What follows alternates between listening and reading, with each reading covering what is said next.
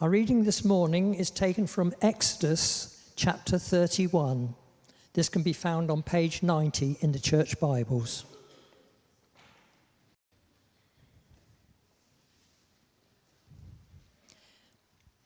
We commence at verse 1.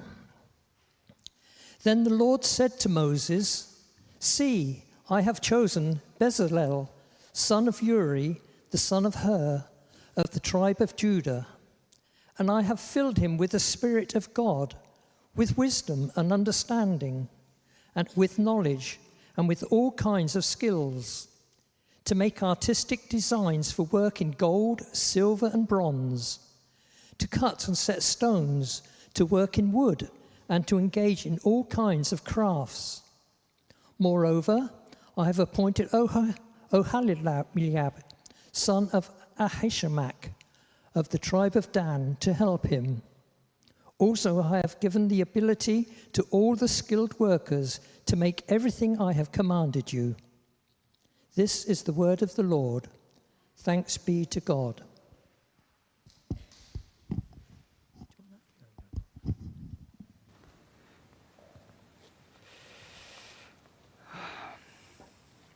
Great. I was just, as the Bible reading was being read, I must confess, I wasn't looking in my Bible. I was watching these guys doing all sorts of creative things over here and just thought, maybe I should shut up and we should just watch them for 5 minutes. Some amazing bits of creativity going on.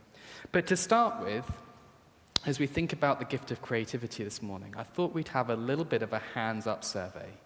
Now, the questions aren't going to be too personal, and there's going to be no follow-up, but just to be kind to one another, just invite you to close your eyes, and I'm going to ask you, hands up if you would, hands up if you would. So close your eyes for me, and away we go. First one, the obvious one. Hands up if you would describe yourself as creative. Okay, fantastic. I'm in good company this morning. Hands up if you would describe yourself as imaginative. Artistic. Musical. Come on, you guys are my tribe. Fantastic. Baking. There you go, Neve. You've got plenty of people to chat to. Gardening. This is a world that's alien to me. Look at you guys. Fantastic. So many gardeners. Hands up if you would describe yourself as scientific. Adventurous. A good problem solver. Good at making plans. Spontaneous. Good at building friendships. Good at encouraging others. This one I find hard. Good at learning from your mistakes. Here are the wise ones amongst us. Hands up if you have big questions about life. Hands up if you would describe yourself as caring. Hands up if you would describe yourself as patient. Come on, we need more of that in the world. Hands down. Thank you. You can open your eyes again. That list could go on. And I'd have a lot of fun because I'd learn lots of wonderful things about you all. But here's the thing. Only about 30% of us put our hands up at the start and said that we thought we were creative. By the end, nearly all of us had put our hands up for something, and the list could have gone on. So the point is, we are all creative in different ways, and there are plenty of ways that we are creative that we don't normally put under the banner of creativity. For instance, we don't tend to think of patience as creative, and yet being patient makes room for others to grow and for opportunities to arise. That, I think, is a creative skill. In the Bible, God uses lots of different people in different ways to bring about his creative plans. He chose Joseph, a head in the clouds, full of himself person, to find practical solutions to a natural disaster and to rebuild a broken family. He chose Moses, the murderer, to save countless lives and to free a nation from slavery. God chose Paul, the persecutor, to plant churches and inspire billions of people over millennia in their faith going forwards. There are many ways to be creative.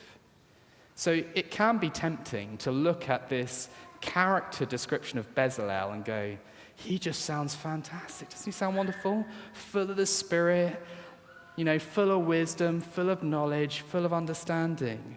My school report or my CVs have never sounded like that. I'm not creative. And yet the thing is, that's simply not true. Each of us was knitted together in our mother's womb. Each of us is fearfully and wonderfully made by the Creator God, who makes us in his image and handcrafted the entire universe. So be wary this morning of comparing yourself to Bezalel.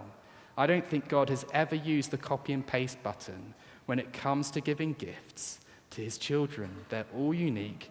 They're all a different mix. And please don't miss out on just how amazingly creative God thinks you are. Now, throughout secondary school and art college, I was always nervous about sharing my paintings or whatever, because I did not want to come across as a failure or a fraud if I said, look at this, and someone went, really? So I tended to kind of keep my head below the parapet.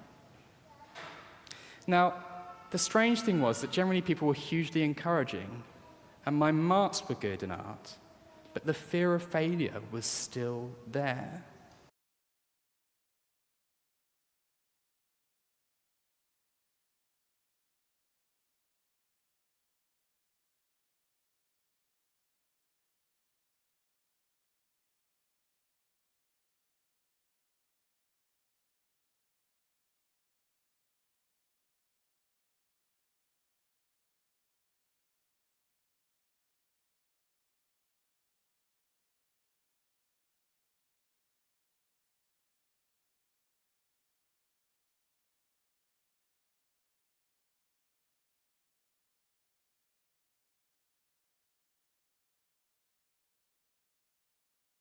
Creativity is at its best in community. So these guys who are building Lego together in the corner right now, they are spot on. Bezalel has a whole bunch of amazing abilities, but he's not able to complete the work alone. These Ark and Tabernacle blueprints were huge. There are 6 chapters before chapter 31 about what God wants made. This is very detailed instructions.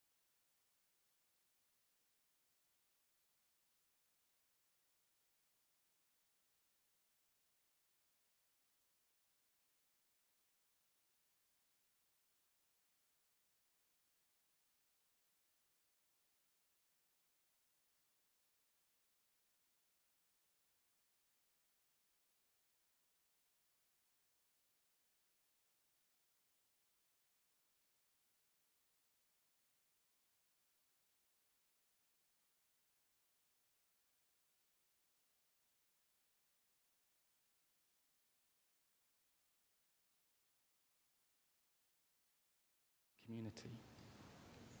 Secondly, creativity is at its best when it's fueled by God.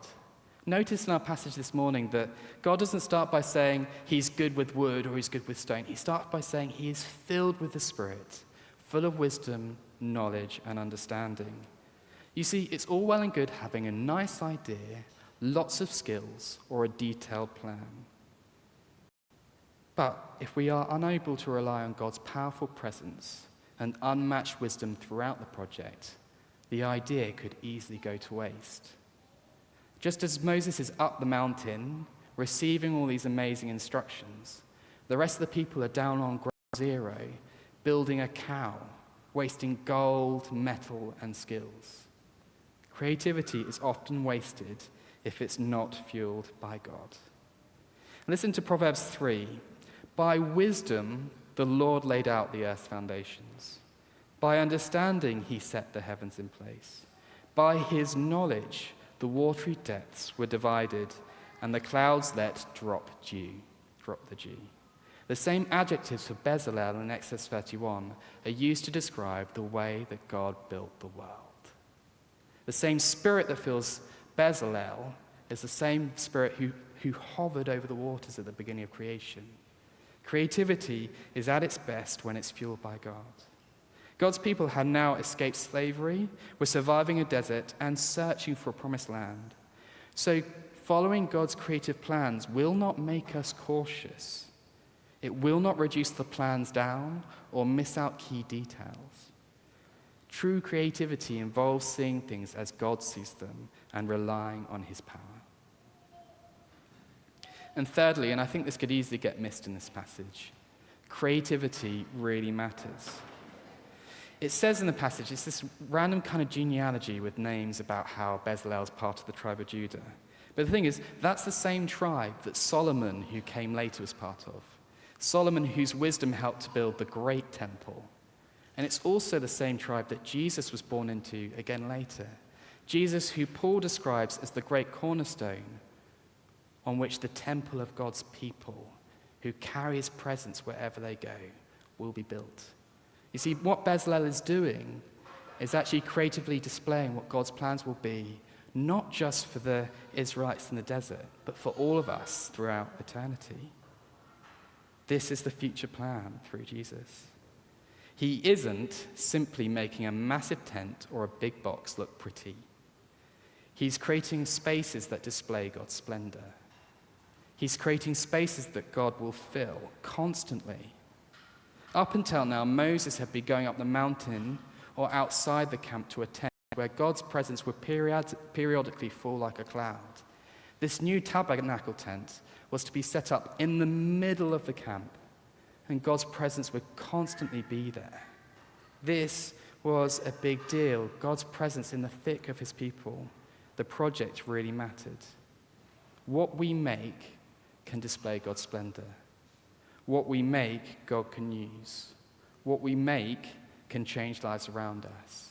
Creativity really matters. Now, if you're anything like me, you probably think, I would love to get more creative, but actually I'm just too overstretched. There's not enough time. I'm too stressed. Just need to get pragmatic and deal with the things that are in front of me. But circumstances should not stop us. Later on in the Bible, God's people had been taken captive by the Babylonians. This beautiful Solomon's temple had been destroyed, and that had been a symbol of the nation, but also of God's faithfulness.